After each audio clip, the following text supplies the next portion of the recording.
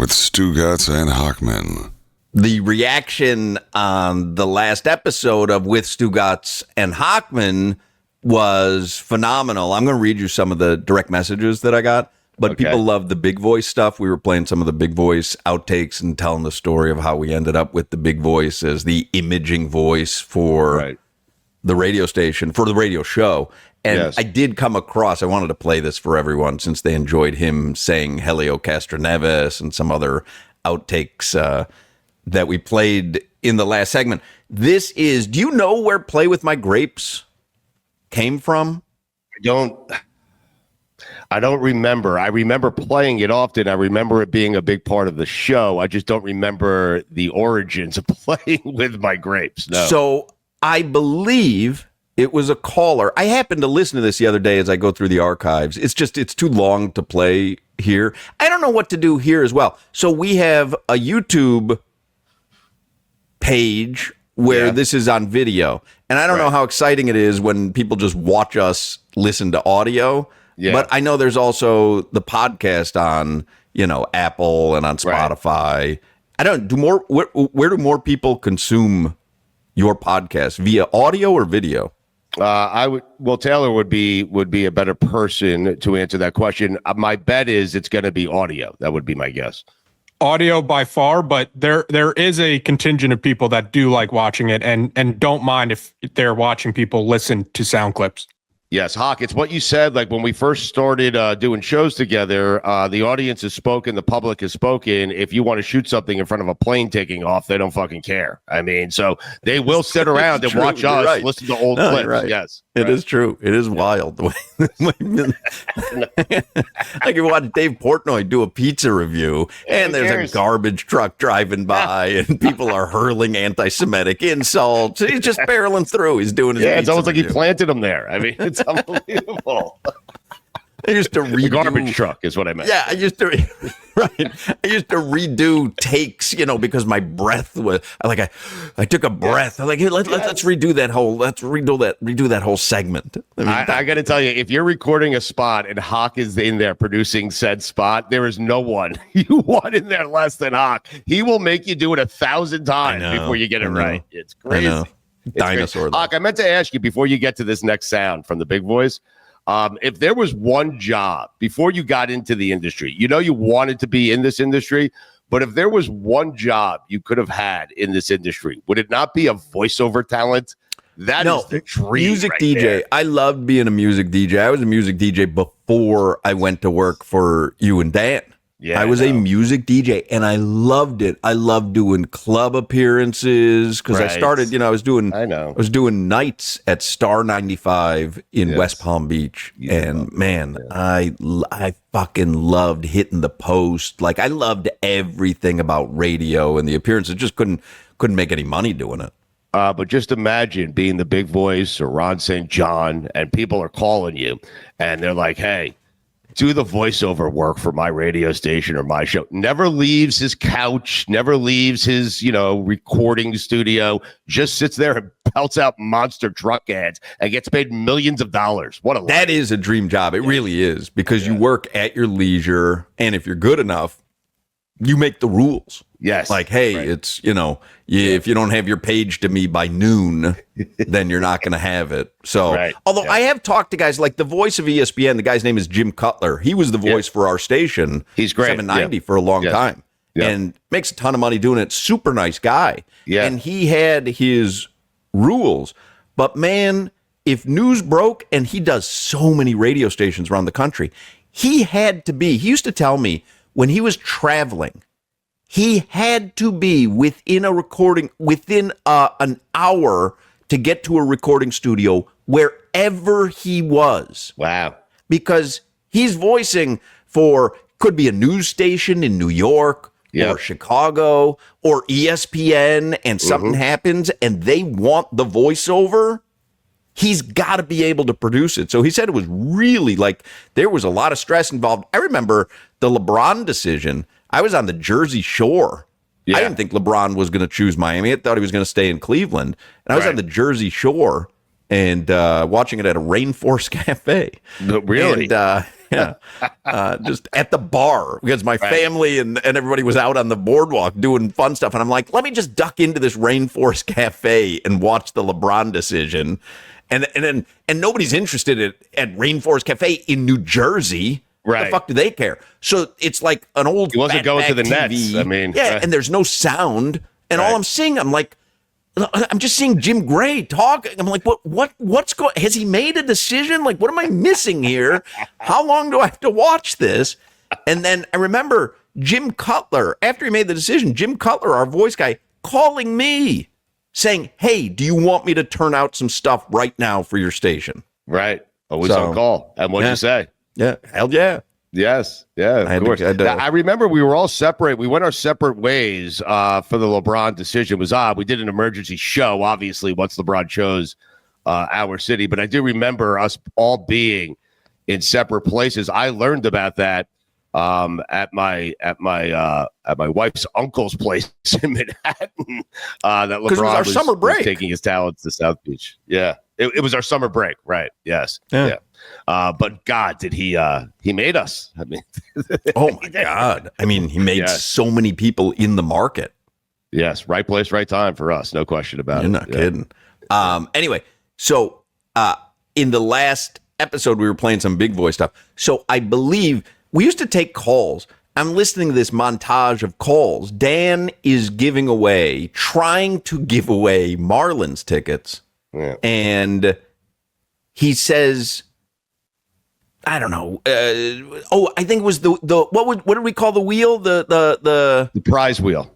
No, but like we had a stupid name for it. Was it the fake wheel? The fake ass wheel or something like that. Fake ass wheel. Yeah. Fake ass wheel. Yes. So Dan created the fake ass wheel, which is people would call up to win something, and we'd spin a fake ass wheel, and then Dan would just tell them whatever they won. It was whatever he decided, because like sales had deals with a restaurant. They had to give away a $50 gift card. They had to, so we would stockpile a bunch of prizes, break out the fake ass wheel. Yes. And people would call up, and Dan would say, hey, do you want to spin the fake ass wheel? Sometimes they wanted to talk sports, and then after they talked, he would say, hey, do you want to spin the fake ass wheel? Yes. Now, you're right. Normally, just to get it over with, people would do caller 7 to the contest line, give out the phone number. If the producer was any good, he would take the first caller and give him the prize, because you don't want to, you got to focus on the show. You don't want to sit there taking 7 phone calls and give it to the actual 7th caller. I'm taking us really deep inside radio right now and what a scam it is. Okay. But you are also breaking news, because that fake ass wheel turned into the wheel of topics later on. Oh, really? And just so the audience knows, there is no wheel. Okay.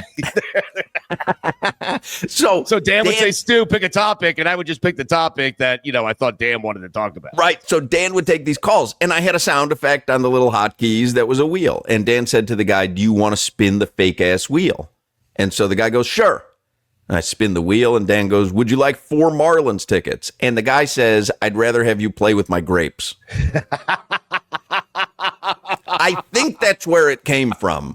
Funnier the second time around. I mean, we used to play the sound from the grape lady. Remember the grape lady who was on the news show, and she was stomping on the barrel of grapes. Off the stage, right? Yeah, and I think she tore her ACL or something. But I think the like Genesis, Mad Dog shooting a basketball yesterday. I think the holy shit.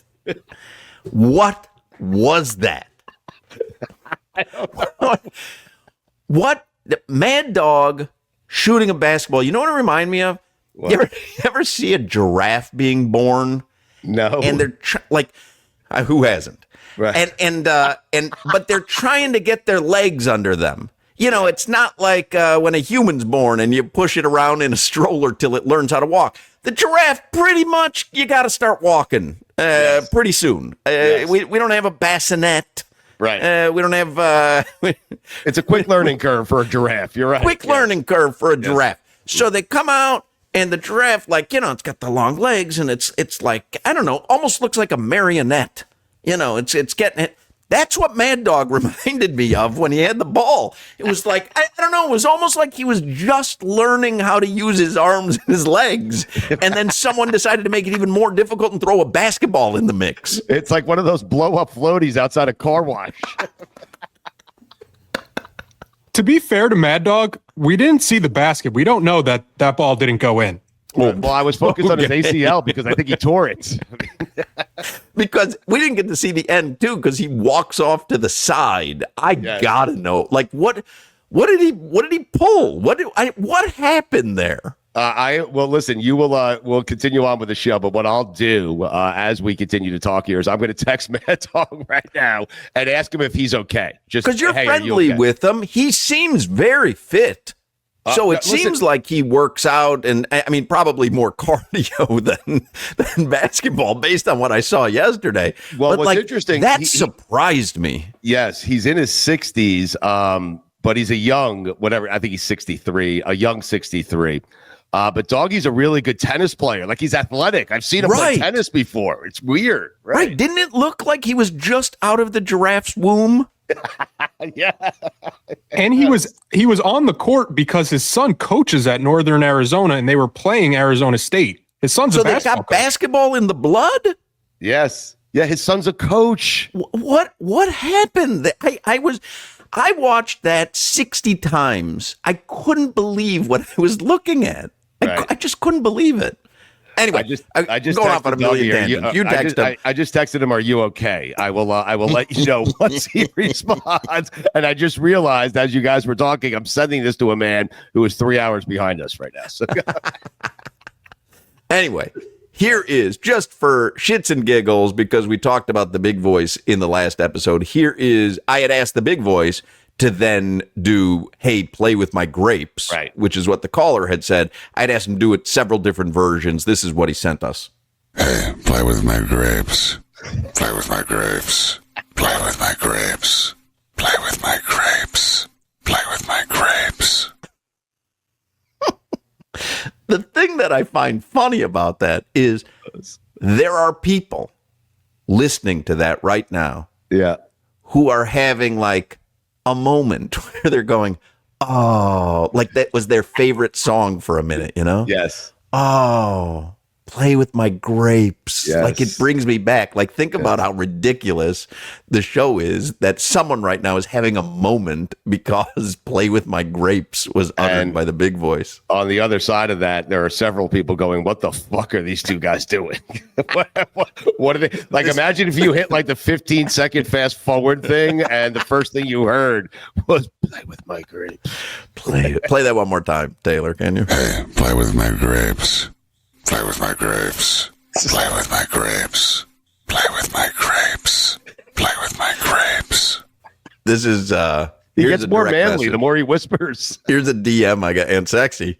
Here's a DM I got on Instagram. It's Radio Mark Hochman on Instagram. I'm really trying to get people to be interactive with this show, and I'm getting tons of DMs, and I'm writing all these down, and we'll do all these as pods. Guy named Nathan DM me, Hawk, I gotta tell you, I'm thrilled about the new pod. When I moved to South Florida in 2005, your show had such a big role in helping me acclimate to my new town. It was my own little community. All you guys who put on the show every day and all the other listeners that contributed, I listened daily for years. And now hearing you two talk now is like a family reunion. And that, by the way, that's a sentiment that's been shared over and over with me. But that, by the way, is a guy who's listening to that going, oh my God, play with my grapes. I remember that moment in time. It transports you. Yes. He also said, two things I'd like to share. Your Jimmy Cephalo bar mitzvah clip had me rolling. The audio you cut of Joe Rose was actually from his live reads for Anthony's Coal-Fired Pizza. Yep. I know this because I made it a point to listen to his weekly show with Dan Marino simply because the ad reads were so funny. In fact, one time, Dan Marino and Joe couldn't even hold their laughter. In the same segment, Marino did an ad for Nutrisystem and then another for Anthony's. But I got a million of those stories too. Right. I mean, by the way, that's why I signed number 13 to a weekly show. I mean, those. How much can you reveal how much we paid Dan Marino to appear weekly on 790 The Ticket with Joe Rose? Oh wow! I would like to. I'm perfectly fine sharing that information. I actually think I have the contract. So if you would like to tease it, I'm not 100% certain what the number was. It was a lot. Okay. I feel like, and we can do it in a further pod. I feel like it was around $10,000 an episode. It was somewhere in the neighborhood of $10,000 an episode. I have the actual one-page agreement. I saved it because it has Dan Marino's autograph on it. That's a good move by you. Heady move, heady play. It's framed. So, mint condition. Where can I find that on eBay? What's the what's your seller's name? So I will bring it to the next episode here, Hawk. But I do believe it was somewhere in the neighborhood of $10,000 for an hour every single week. But I will tell you this, man, we didn't profit on a lot of things at 790, but that was one of them where we made a lot of money because Marino brought ridiculous clients, more so than Joe Rose, you know? Yep. Yeah. Somebody DMs us, hey, Hawk, big fan of your work since the 790 days. Had the pleasure of meeting you once at Shula's for a Le Batard Show event. Really enjoyed the most recent pod you and Stugotz did about the big voice, which brought back some good memories. Not sure if this has been requested or already done. I've always been curious as to who was behind the fake Pavarotti, fake Placido Domingo. One heck of a singing voice. Keep up the great work. We will do an episode on that. I promise you. We will do an episode. Have you ever met that person? We met him, I believe, at an event, right? We ended up getting his number. Yes. Now, I remember thinking to myself, I don't want to meet this man. I want it to be a mystery for the remainder of time. And then he introduced himself, much like the Himalaya operator introduced himself. Oh, did I love the fake Himalaya operator. And I started getting upset because people wanted to introduce themselves, tell us that they love the show, they love us, and also just let us know of their contributions to the show because the callers really they were bigger celebrities to us than we were to them. I was more excited to meet them than they were me. He goes, I'm fake Himalaya operator? Yes. Like, oh my God, because that's brilliant. Yes, I have fake Pavarotti's autograph as well. How about that? Pav. Somebody DMs, hey, Mark, I worked in Philly radio for a long time. My husband of almost 20 years just made me listen to the episode of you and Stugotz recalling the lead-in debacle of the Don Strock radio show from Dan. Literally crying laughing. Now, this is a former radio saleswoman, she says. One question immediately sprang to my mind. Was there ever an advertiser that Dan would read for? If so, who, and more importantly, why? I don't think he ever did, right? I don't think he ever did a live spot. I don't think he ever did one locally. I do remember when we started at ESPN. You remember how like Mike and Mike, like a duo, they would do a live radio commercial, and one guy would do like the first 10 seconds. And he would Dan would like toss it to you. Dan had to do some tosses to me. Yes, Stugotz tell him about. He didn't do it well. Because he didn't want to do it. It's not a criticism of Dan. He was very upfront and clear. This is not something I wanted to do. But at least ESPN got that out of him where he would say, hey, Stugotz, tell everyone about advanced auto parts. You know? I believe my gut, and I think we may have had these conversations. I believe he may have said once to us or to you, I would do live spots for Cafe Moderano. Yes. Or something that he deemed...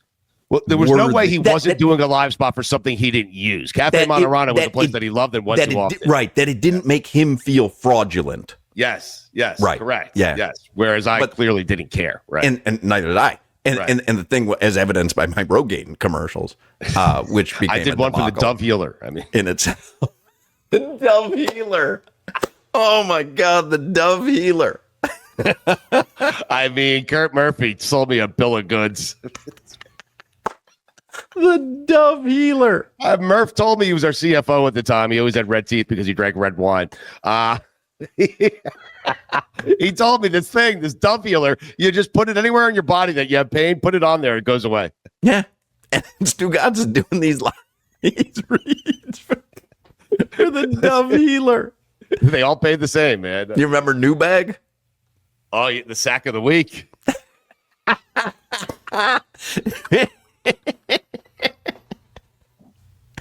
Taylor, do you know what it is? No. It was, by the way, I think this is something that has had a resurgence, right? Because there's like dude wipes and all that stuff to keep you fresh.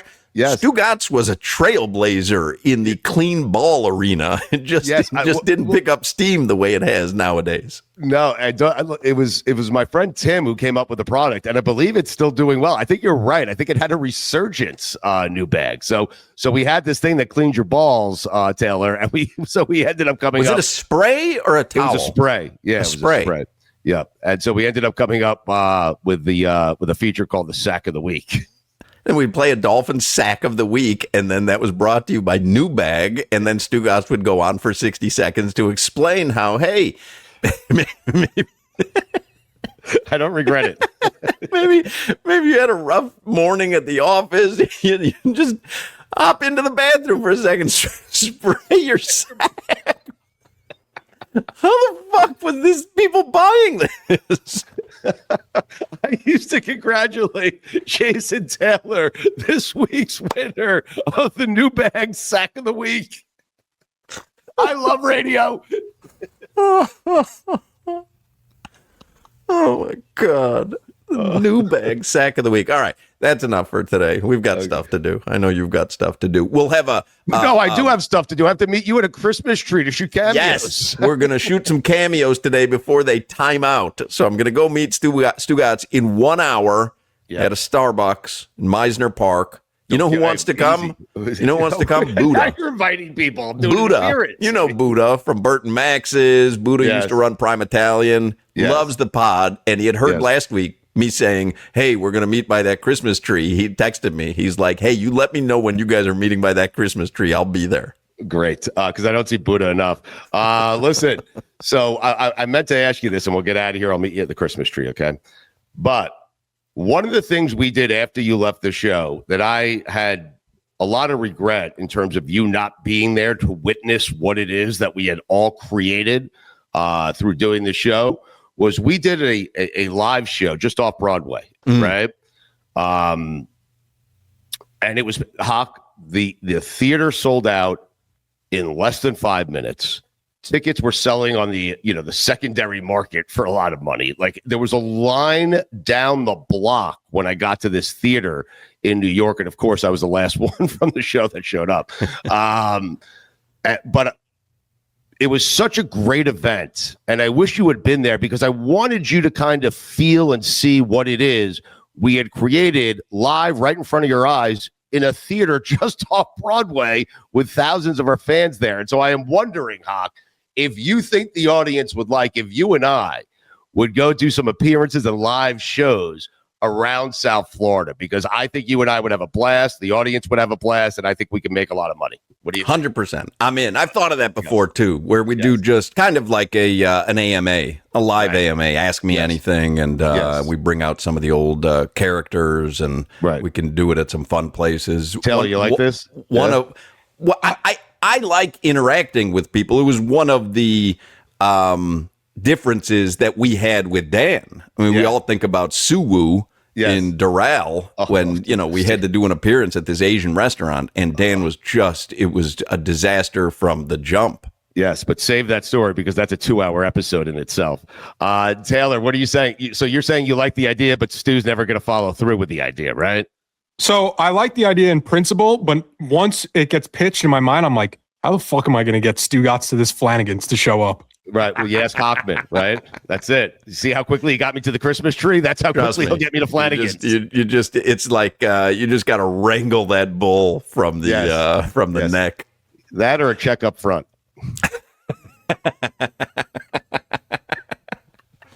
Anyway, if you want something on the With Stugotz and Hochman podcast, Radio Mark Hochman on Instagram, a direct message is the best way to reach me. I try to respond to them all, and I am filing them all so that we can get to everything. And I do have a whole bunch of sound that I still want to get to, but today's podcast just kind of flew by. So we'll do another one soon. And you can always book us to do a cameo. Just go to the Cameo app, search for Mark Hochman, and maybe a couple hours before it expires, you will get it from us. Right. I'll see you and Buddha at the tree. Great holiday gift. All right. Love you all dearly, madly. New bag, sack of the week. Mark, you're on 790 The Ticket. Dave Wannstedt sold his soul to win Coach of the Year in Chicago. You want to spin the wheel? No, I don't. I don't want to spin your fake ass wheel. I really don't blame you. That's well done, sir. Good play by you. You just wanted to get in, make your Wannstedt joke a good joke, because he did win Coach of the Year. And then you told me where I could put my wheel, my fake-ass wheel, as you so angrily and accurately described it. Because I think he's on to us. There's no wheel. It's just the sound. There's no wheel, and I decide whenever I want if I want to give you tickets or I don't. I'm not spinning a giant wheel. That's what we should call it, the fake-ass wheel. Mark, you're on 790 The Ticket. Yankee fan. Jeffrey Myers stole the soul of the Baltimore Orioles. Never been the same. They haven't been. They've had nothing but losing seasons since. You want to spin our fake-ass wheel? No, I already got tickets to the game. Enjoy your fake-ass wheel. All right. Jeffrey Mayer haunted the Orioles. The Orioles have not had a winning season in more than a decade, and they've spent two. JB, you're on 790. Hey, what's up, Dan? Sully! Brian, you're on 790. Yeah, the person who stole the biggest soul was the referee Terry Porter of Glenn Sharp by throwing a phantom pass interference call 10 minutes after the play ended. And since then, Glenn Sharp has had 2 knee surgeries and his career's gone down the tubes, and stinks. Miami hasn't been the same since then. You want to spin the fake-ass wheel? No, I want to play with my grapes. I'd rather play with my grapes. We can't give away Marlins tickets. This is the best. A team playing in September. The most surprising team in the history of South Florida. Playing a franchise that's kind of like down here in the New York Mets. And I've been told to keep my fake-ass wheel, and that I'd prefer to play with my grapes. With Stugotz and Hochman.